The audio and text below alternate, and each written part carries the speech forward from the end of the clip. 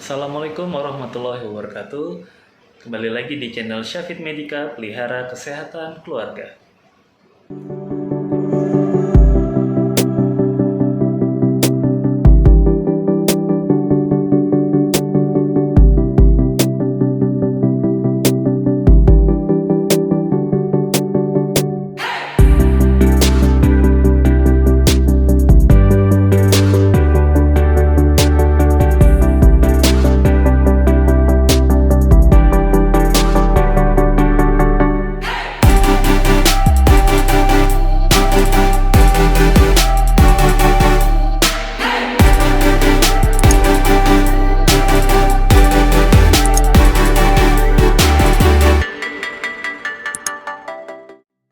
Oke. Assalamualaikum warahmatullahi wabarakatuh. Oke, sebelum saya memulai materi health talk pada hari ini, sebelumnya mungkin masih ada yang belum kenal. Nama saya Dr. Eko Dian Safitra, bisa dipanggil Dr. Eko. Pada hari ini saya diberi kesempatan untuk bisa sharing masalah materi health talk kita pada hari ini adalah tentang COVID-19 pada klaster keluarga. Oke, langsung saja kita mulai. Jadi yang pertama, apa sih klaster keluarga? Nah, jadi mungkin istilahnya sudah sering didengar ya sama bapak-bapak dan ibu-ibu di sini. Jadi mungkin dulu awalnya pernah dengar juga selain klaster keluarga ada klaster perkantoran, ada klaster pasar ya, atau ada klaster-klaster yang lain. Nah, pada hari ini kita fokus ke klaster keluarga. Jadi klaster keluarga itu sendiri adalah terjadinya salah satu anggota keluarga yang terinfeksi COVID-19 lalu menularkan ke anggota keluarga yang lain, sehingga penularan COVID-nya terjadi di rumah mereka sendiri. Artinya di dalam rumah itu tidak hanya satu orang saja yang terkonfirmasi positif COVID, tapi ada anggota keluarga lain juga yang terkonfirmasi positif. Biasanya yang paling sering adalah karena ayah atau kepala keluarga itu yang harus keluar rumah bekerja dan akhirnya membawa virus atau terinfeksi di luar, kemudian menularkan ke anggota keluarga yang ada di rumah. Oke, kenapa klaster keluarga ini sangat berbahaya? Jadi sebenarnya sepele ya. Mungkin ada yang merasa ya namanya COVID ini kan dok nyebarnya udah sedemikian hebatnya ya, jadi wajar lah kalau saya kena, istri kena, atau anak saya kena itu wajar. Tapi sebenarnya nggak sesederhana itu, karena ada tiga hal yang bisa menyebabkan kenapa klaster keluarga ini banyak bermunculan dan sangat berbahaya. Yang pertama, kalau sudah terjadi klaster keluarga, artinya transmisi COVID-19 itu sudah masuk ke satuan unit terkecil atau keluarga itu sendiri ya. Artinya mau itu protokol kesehatan yang diberlakukan oleh pemerintah, protokol kesehatan yang diberlakukan di perkantoran, itu ya tidak begitu mampu menahan transmisi virusnya sampai ke keluarga. Kemudian yang kedua, nah kita tinggal di Indonesia ini budayanya adalah budaya silaturahmi ya. Jadi kadang walaupun sudah diterapkan PSBB masih ada yang kumpul-kumpul, nongkrong-nongkrong seperti itu. Artinya akhirnya transmisi penularan di keluarga itu lebih mudah terjadi di tempat kita karena budaya itu. Bahkan ini pernah kejadian ya di Bogor, itu sekitar bulan Oktober sampai dengan Agustus 2020 lalu, itu ada satu RT yang hampir seluruh warganya positif COVID. Nah, bisa dibayangkan ya, satu RT positif COVID, bahaya, saking bahayanya tuh bisa sampai seperti itu gitu. Kemudian yang ketiga, kadang juga akibat dari stigma yang ada di masyarakat, ini kadang warga yang ada gejala itu enggan untuk melakukan tes swab atau takut dikatakan COVID, takut dikucilkan seperti itu. Akhirnya bukan malah diketahui sebagai positif COVID, tapi malah bisa menularkan ke warga sekitarnya atau bahkan anggota keluarganya sendiri seperti itu. Padahal mungkin gejalanya sudah gejala COVID. Kemudian ada juga penyebab dari klaster keluarga semakin masif ini adalah aktivitas warga. Ada 3. Yang pertama anak-anak ya, anak-anak kita biarkan bermain bebas, apalagi selama pandemi ini sekolah diliburkan ya, otomatis anak-anak merasa kadang bosan ya di rumah, jadi bermain tapi tidak menetapkan protokol kesehatan yang baik dan benar seperti itu. Walaupun sebenarnya juga di mana anak-anak ini rentan sekali sebenarnya terserang COVID ya. atau mungkin dia juga suka memegang benda-benda, lebih cenderung suka memegang benda-benda atau menyentuh barang-barang dibanding dewasa, sehingga ya bisa saja justru tidak bergejala tapi membawa virus ke rumah seperti itu. Kemudian yang tadi yang kita bahas sebelumnya, bahwa warga Indonesia ini suka berkumpul ya, arisan, rapat, RT atau perayaan hari besar seperti itu, atau bahkan suka ngumpul-ngumpul yang padahal dibatasi harusnya ya untuk aktivitas yang berkerumun seperti itu. Kemudian yang ketiga, nah ini juga mentang-mentang diliburin, work from home judulnya, atau libur sekolah, sekolah dari rumah, tapi justru malah dipakai buat jalan-jalan. Nah itu juga berpotensi untuk membawa virus saat kembali ke rumah lagi atau bahkan ke lingkungan sekitarnya lagi, seperti itu. Oke, dari itu maka pada material talk kali ini saya rangkum sebanyak 5 topik bahasan. Yang pertama adalah perlindungan anggota keluarga. Apa saja yang harus kita lakukan untuk menjaga anggota keluarga kita jangan sampai terkena COVID-19. Kemudian yang kedua, perlakuan khusus pada anggota keluarga yang rentan ya, nanti akan kita bahas lebih lanjut. Kemudian yang ketiga, bagaimana ketika ada anggota keluarga yang harus aktivitas di luar rumah, biasanya bapak-bapak yang kerja atau ibu-ibu juga yang ada yang kerja seperti itu ya. Kemudian yang keempat, bagaimana jika ada anggota keluarga yang terpapar, dan yang terakhir bagaimana kalau ada tetangga atau warga yang terpapar. Oke, kita persingkat saja. Yang pertama untuk perlindungan anggota keluarga. Jadi untuk perlindungan anggota keluarga yang paling penting adalah edukasi ya. Edukasi, lagi-lagi kita harus mengedukasi anggota keluarga kita untuk yang pertama harus dijelaskan itu COVID itu beneran ada ya, kecuali kalau nggak percaya ya, itu lain lagi kasusnya. Jadi dijelaskan bahwa COVID itu jelas, nyata, ada, dan gejalanya itu beda-beda sebenarnya ya, tiap orang memiliki gejala COVID yang berbeda-beda. Di poster yang ini adalah gambaran umum pada infeksi virus COVID. Jadi dia berdasarkan pengalaman yang saya dapat juga bahwa COVID ini dia memberatnya di hari ke-5 sampai hari ke-10 dari awal muncul gejala. Awalnya mungkin cuma hanya demam, kelelahan otot, nyeri otot, batuk kering, diare, mual, itu aja ya. Tapi hari ke-5 biasanya sudah, kalau misalnya memburuk, bisa sampai kesulitan bernafas, dan biasanya terjadi pada usia-usia lanjut atau yang memiliki riwayat penyakit yang lain. Kemudian pada hari ke-8 itu biasanya sudah sampai sesak, sampai harus membutuhkan perawatan di rumah sakit atau membutuhkan oksigen seperti itu ya. Karena biasanya ini sudah terjadi penumpukan cairan paru-paru yang bisa berakibat fatal. Kalau memburuk lagi di hari ke-10 bisa sampai harus dirawat di ruang ICU atau intensive care unit ya. Nah, itu lebih harus pakai alat bantu nafas atau lain-lain seperti itu ya. Bahkan kalau sudah sampai sini resiko perburukan sampai meninggal itu juga lebih besar. Tapi COVID juga banyak yang gejalanya ringan ya. Ini gambar yang untuk yang gejalanya berat. Gejala ringan juga banyak. Bahkan semakin hari semakin kesini gejala COVID semakin tidak jelas, beda-beda setiap orang. Kadang mirip DBD, kadang mirip tipes, kadang cuma mencret doang, tidak ada batuk pilek, seperti itu. Bahkan ada salah seorang artis yang keluhannya cuma bintik-bintik merah atau seperti biduran seperti itu ya. Padahal itu juga kita ketahui COVID bisa menyerang ke kulit juga seperti itu. Nah, kemudian selain edukasi gejala, kita juga harus edukasi ke anggota keluarga kita bagaimana COVID ini bisa menular atau menyebar ya.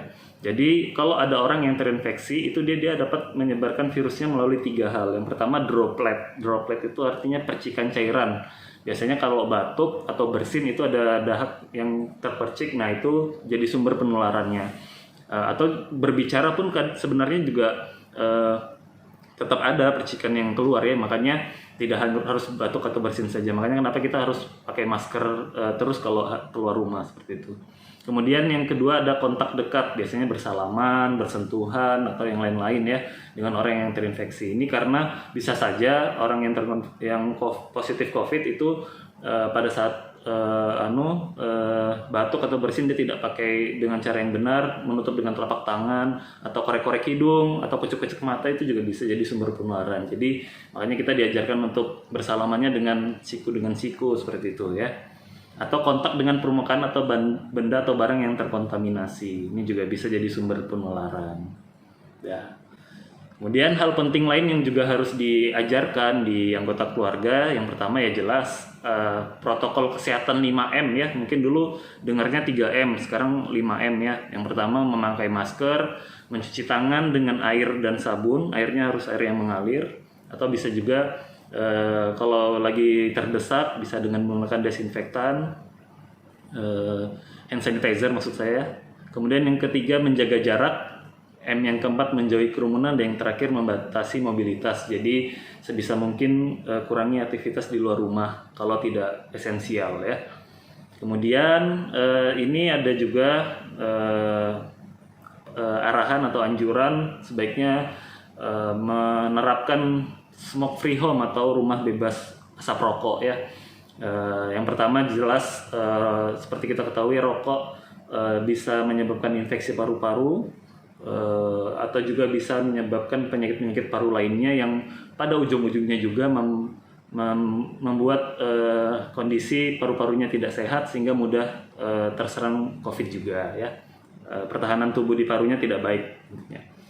Bisa dipasang stiker di rumah kalau misalnya sudah semua anggota keluarga tidak ada yang merokok, ya bisa ditempel. Jadi kalau ada tamu atau ada orang yang berkunjung ke rumah, jadi tahu aturan rumahnya tidak boleh ada asap rokok seperti itu ya. Bisa diterapkan tipsnya.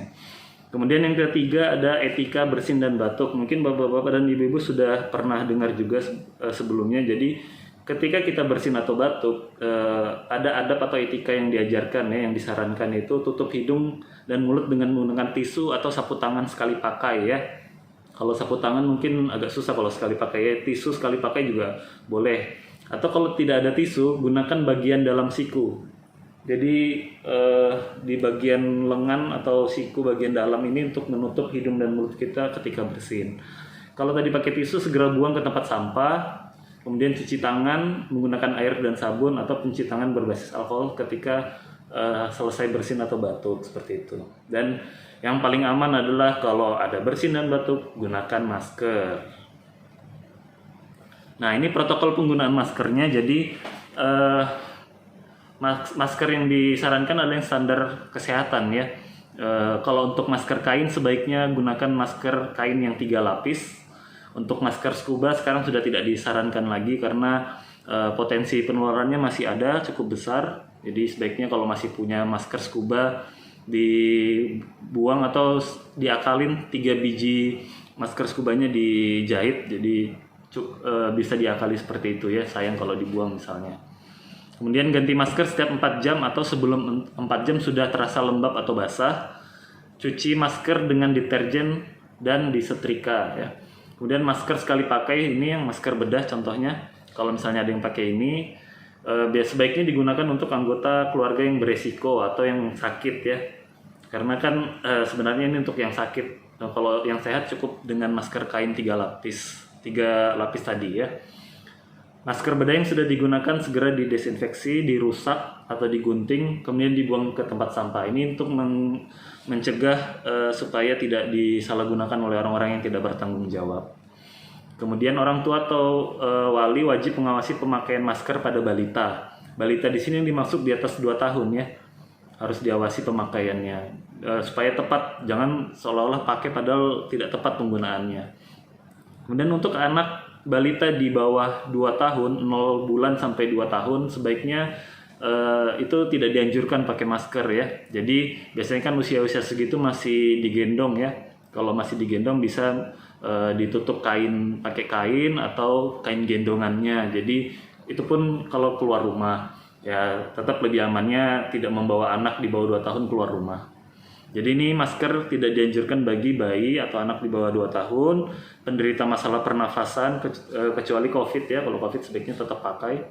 Kemudian penderita kelumpuhan, orang dengan kehilangan kesadaran diri atau tidak sadar, sama yang tidak bisa melepas masker tanpa bantuan, sebaiknya itu tidak dianjurkan memakai masker. Ini ada protokol untuk menggunakan dan melepas masker. Sebelum memakai sebaiknya cuci tangan untuk masker bagian dalamnya tidak terkontaminasi.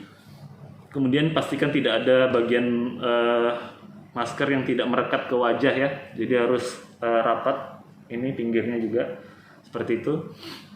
Kemudian jangan sentuh bagian depan masker ketika menggunakannya, jadi pegang bagian talinya seperti ini, gitu ya. Cara melepaskannya juga sama, jadi lepaskannya bukan dengan menarik ininya, tapi talinya yang dipegang seperti itu. Kemudian dibuang ke tempat sampah, jangan lupa digunting dulu. Kemudian setelah melepas masker juga cuci tangan lagi dengan air mengalir dan sabun. Kemudian yang ketiga, untuk perlindungan anggota keluarga adalah kita harus pastikan keluarga kita sehat dengan meningkatkan daya tahan tubuh. Bagaimana caranya, Dok? Ya, simple sebenarnya. Perilaku hidup bersih dan sehat atau PHBS. Dari dulu program ini sudah dicanangkan oleh pemerintah dan Menteri Kesehatan. Jadi ini di posternya ada dengan makan dengan gizi yang seimbang, rajin olahraga yang cukup, istirahat juga yang cukup. Istirahat yang cukup bukan dengan tidur yang banyak ya, yang penting tidurnya berkualitas, dan cuci tangan pakai sabun, jaga kebersihan lingkungan, tidak merokok, minum air mineral minimal 8 gelas per hari atau gampangnya 2 liter. Kemudian makan makanan yang dimasak sempurna, jadi sebaiknya tidak yang setengah matang ya, terutama yang daging-dagingan seperti itu. Kemudian bila demam dan sesak napas segera ke fasilitas kesehatan. Kemudian gunakan masker jika batuk atau tutup mulut dengan siku bagian dalam tadi, dan tetap kita berdoa karena ikhtiar kita menghindari COVID. Kalau takdirnya kena ya mudah-mudahan tidak sampai terkena COVID ya, seperti itu. Oke, itu yang pertama. Kemudian yang kedua, anggota keluarga yang rentan. Nah, ini perlakuan khusus untuk bapak-bapak atau ibu-ibu yang di rumahnya juga ada anggota keluarga yang rentan ya. Apa saja, Dok? Ya, kita bahas ya. Jadi sampai sekarang COVID itu belum ada obatnya. Jadi otomatis karena belum ada obatnya, risiko penularan tinggi itu juga bisa berakibat fatal jika menginfeksi orang-orang dengan risiko tinggi tadi ya. Di antaranya ada orang lanjut usia, orang dengan masalah kesehatan khusus, dan perokok biasanya ya. Nih kita bahas. Jadi ada 2 kelompok rentan dan kelompok beresiko. Untuk kelompok rentan itu ada ibu hamil, menyusui, nifas. Jadi mulai dari hamil sampai nanti selesai nifas itu rentan terkena COVID ya. Kemudian ada bayi dan balita, lansia, dan penyandang disabilitas atau penyandang cacat fisik ya. Kalau untuk kelompok beresiko itu orang-orang dengan penyakit penyerta atau komorbid. Kalau pernah dengar komorbid, nah itu penyakit penyerta atau penyakit bawaan ya. Contohnya seperti HIV, asma, jantung, kencing manis, tekanan darah tinggi, apalagi TBC ya. Nah itu resiko terpapar COVID-nya lebih tinggi dibanding yang tidak ada penyakit penyertanya. Jadi kalau pada kelompok beresiko dan kelompok rentan ini pastikan mendapatkan perlindungan khususnya, diantaranya mendapatkan pelayanan kesehatan secara berkala ya. Jadi pastikan kalau misalnya ada keluarga yang sakit ya dibawa berobat, apalagi kalau misalnya jelas-jelas batuk pilek, mencret seperti itu ya. Kemudian kalau ibu hamil sebaiknya isolasi mandiri sejak 14 hari sebelum melahirkan atau persalinan. Misalnya sudah dibawa berobat ke dokter kandungan, diprediksi melahirkannya tanggal 14 April 2021 ya. Dari tanggal 1 April sudah di rumah aja, sebaiknya tidak usah keluar rumah supaya tidak sampai terpapar oleh virus COVID. Dan pastikan anggota keluarga pengidap HIV/AIDS itu rutin kontrol, karena kan ada obat rutinnya ya untuk HIV/AIDS, jadi sebaiknya rutin kontrol. Kemudian pasien-pasien yang punya penyakit penyerta tadi, HIV, asma, dan selain-lainnya itu sebaiknya hati-hati dalam aktivitas di tempat umum. Kalau memang tidak esensial, sebaiknya tidak usah keluar rumah. Seperti itu. Ya, itu tadi untuk yang anggota keluarga yang rentan ya. Kemudian yang ketiga, bagaimana kalau anggota keluarga harus aktivitas di luar rumah, Dok? Ada bapak harus tetap kerja misalnya, atau istrinya juga harus tetap kerja, tidak bisa meninggalkan pekerjaan ya. Ini kita bahas. Jadi tetap yang pertama adalah pencegahannya dengan protokol kesehatan tadi ya. Jadi di sini ada 7 langkah ketika kita berada di luar rumah. Tetap harus rajin cuci tangan, nggak usah bosan-bosan cuci tangan ya. Itulah kalau ditanya obatnya apa, Dok, ya ini cuci tangan ya. Cuci tangan pakai sabun dan air mengalir itu obat COVID. Kemudian yang kedua, tutup mulut dengan bagian siku. Kalau merasa sakit atau tidak enak badan, sebaiknya tidak berangkat bekerja. istirahat di rumah atau segera berobat kalau memang gejalanya mengarah ke COVID seperti itu. Hindari terlalu sering menyentuh mata, mulut, dan hidung. Ya, COVID ini bisa menular dari cairan yang dikeluarkan dari ketiga tempat ini ya, mata, mulut, hidung. Makanya kenapa face shield juga ramai ya digunakan pada masa-masa pandemi gini ya. Kemudian hindari tempat yang ramai karena resiko berkerumunnya tinggi.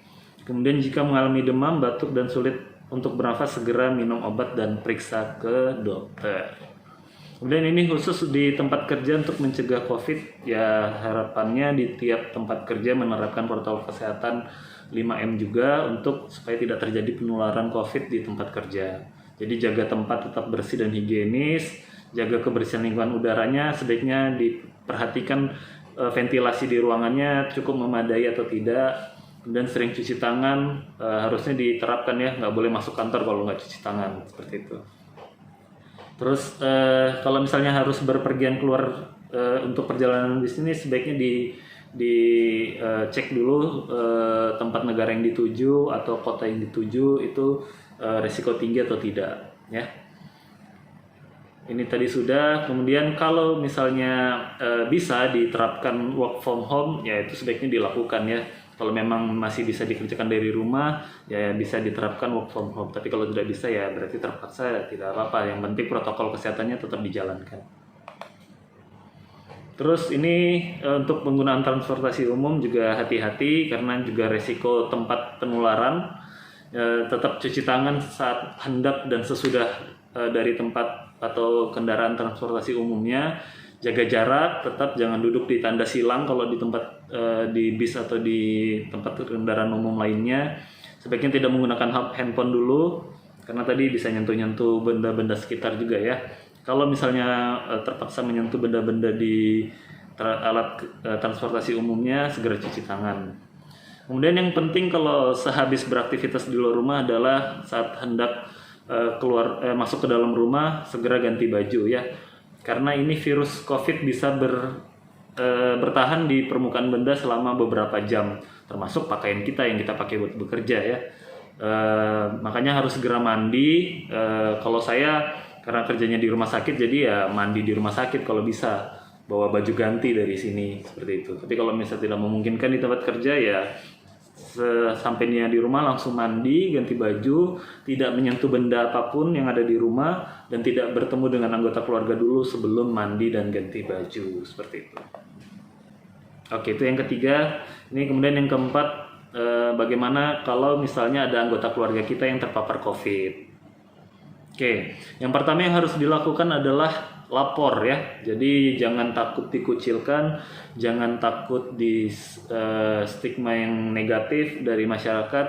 Tetap kita harus lapor karena itu membantu juga pemerintah untuk pendataan, membantu untuk mengurangi penularan atau penyebaran seperti itu. Yang harus lapor adalah pertama ke ketua RT atau Satgas COVID setempat dan puskesmas. Ini kaitannya untuk nanti di tracing kontak eratnya dengan siapa aja. Jadi kontak eratnya bisa dievaluasi juga, kalau ada gejala ya bisa diperiksa juga seperti itu ya.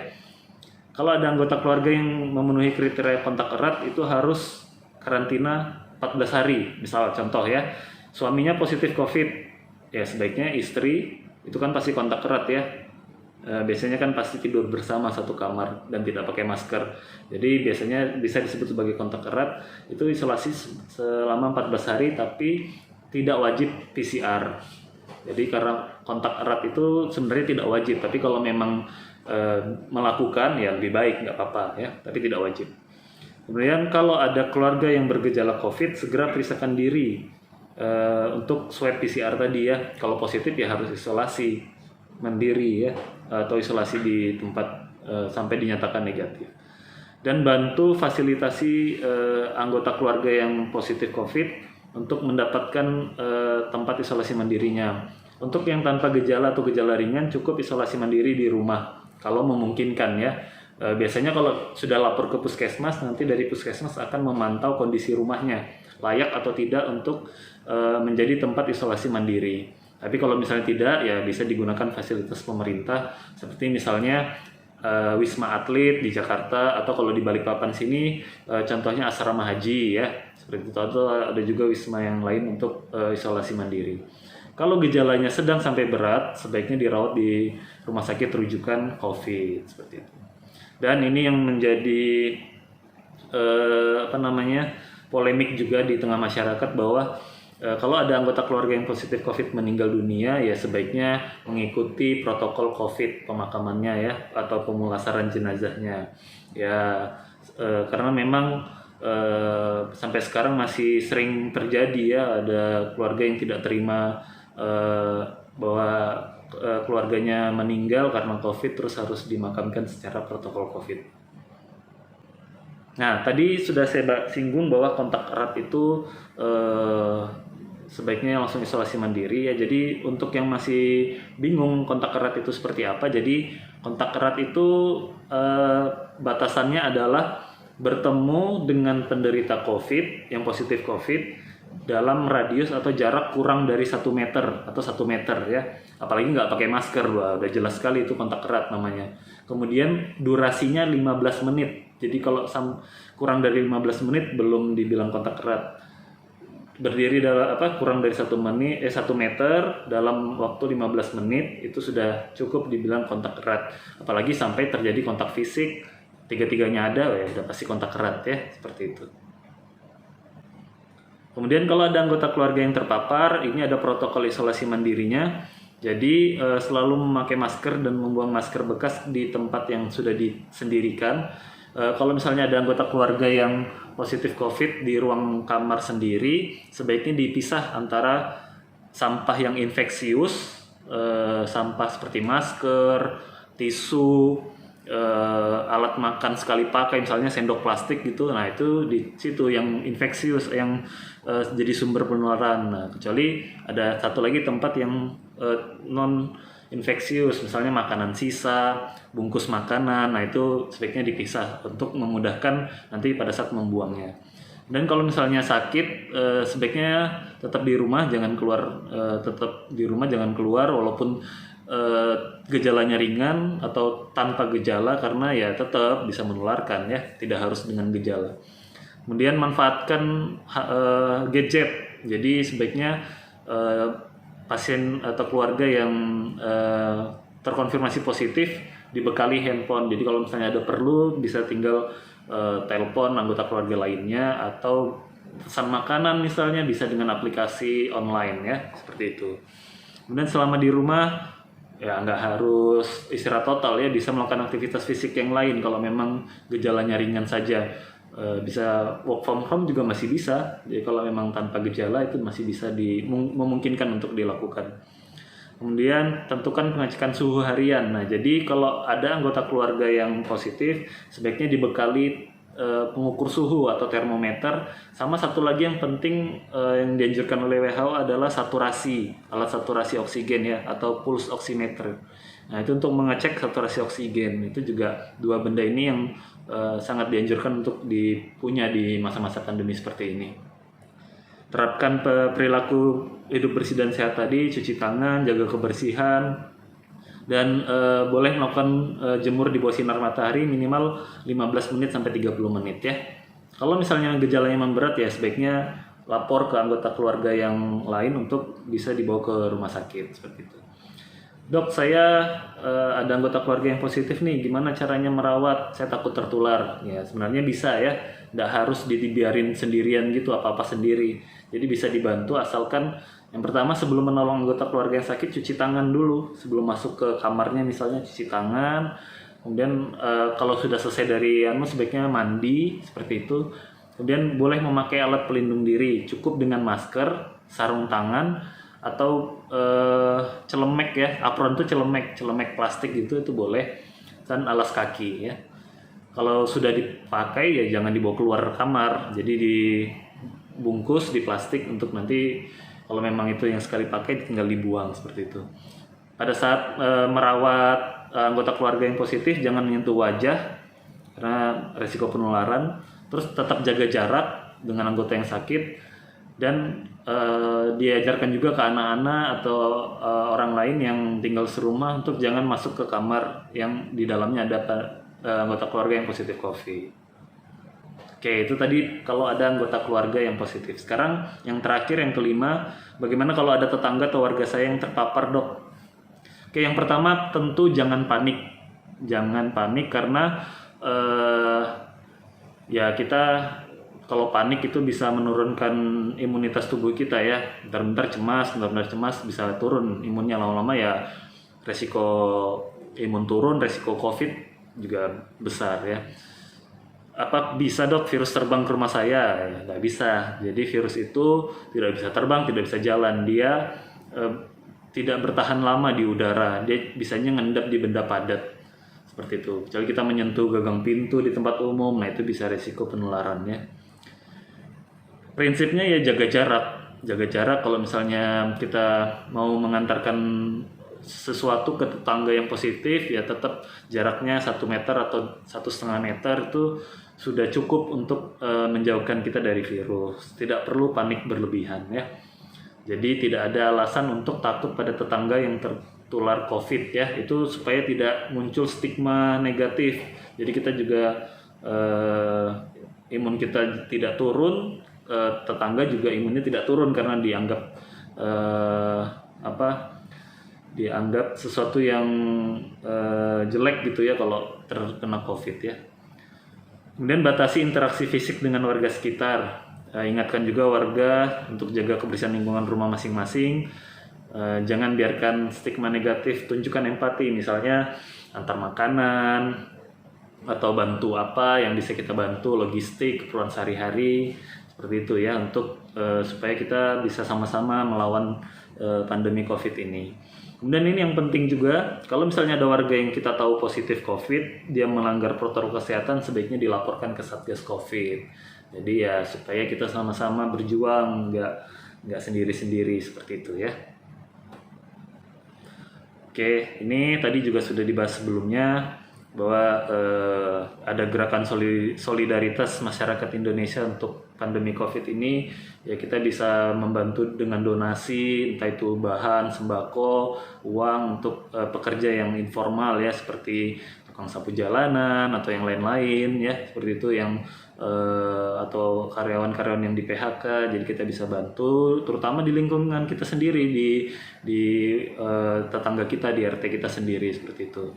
Dan kalau misalnya ada lansia yang terkonfirmasi positif dan dia tinggal sendiri, ya kita bantu juga seperti itu ya. Terus kalau misalnya di sini ada bapak-bapak atau ibu-ibu yang pernah kena COVID, boleh mendonorkan darahnya untuk yang plasma konvalesens itu ya, sebagai bentuk solidaritas kita juga di masa pandemi ini. Dan ini juga yang menjadi polemik kemarin, bahwa banyak sempat ada masa di mana nakes dikucilkan ya, karena dianggap sebagai penularan di tengah masyarakat ya. Mungkin dulu sempat ramai, ada banyak donasi untuk APD bagi tenaga kesehatan, itu juga sebagai bentuk solidaritas kita selama pandemi ini.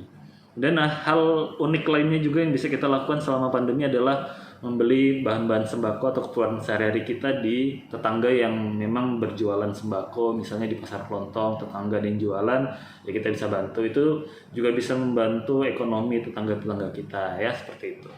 Nah, ini ada yang terakhir adalah peran penting RT dan RW. Siapa tahu di sini ada bapak-bapak yang menjabat sebagai ketua RT setempat ya. Jadi ini ada peranannya, ini sangat penting sekali peranan bapak-bapak. Ya, yang pertama, koordinasi tanpa tatap muka dengan warga ya. Jadi kalau sebelum pandemi dulu ada rapat RT, bisa mungkin rapat RT-nya pakai Zoom atau pakai Microsoft gini ya, untuk kemajuan RT-nya masing-masing. Kemudian mengidentifikasi atau mendata dan melaporkan warga yang ada gejala COVID atau resiko tinggi COVID. Itu ada aplikasinya ya, aplikasi survei epidemi. Nanti mungkin boleh di googling dicari. Kemudian edukasi warga. Ini harapannya supaya warga tidak ada yang memberikan stigma ya, terutama yang nggak percaya COVID, itu mungkin bisa diedukasi karena ini nyata, jelas adanya.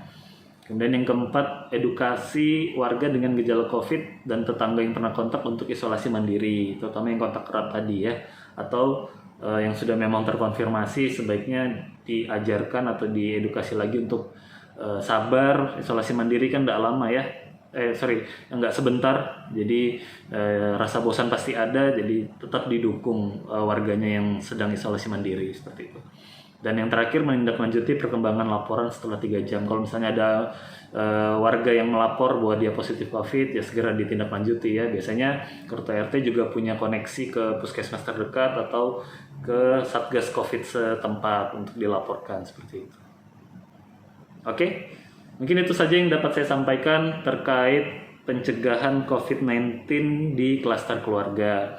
Yang pesan terakhir saya, sayangi keluarga bapak-bapak, ibu-ibu. Selama pandemi ini masih belum berakhir, kita harus tetap waspada karena semakin kesini COVID-nya walaupun gejalanya lebih cenderung ringan dan mudah sembuh, tapi ya justru itu yang berbahaya. Kita tidak pernah tahu kita berjumpa dengan siapa, bertemu dengan siapa, apakah sedang membawa virus atau tidak, seperti itu. Pesan terakhirnya, jangan bawa transmisi virus ke rumah ya. Oke, cukup sekian saya akhiri. Kalau ada yang ingin ditanyakan, saya persilahkan. Terima kasih telah menonton video ini. Jangan lupa klik tombol subscribe dan like, dan share video ini sebanyak-banyaknya. Ajukan pertanyaan Anda di kolom komentar di bawah. Terima kasih. Salam Syafid Medika, pelihara kesehatan keluarga.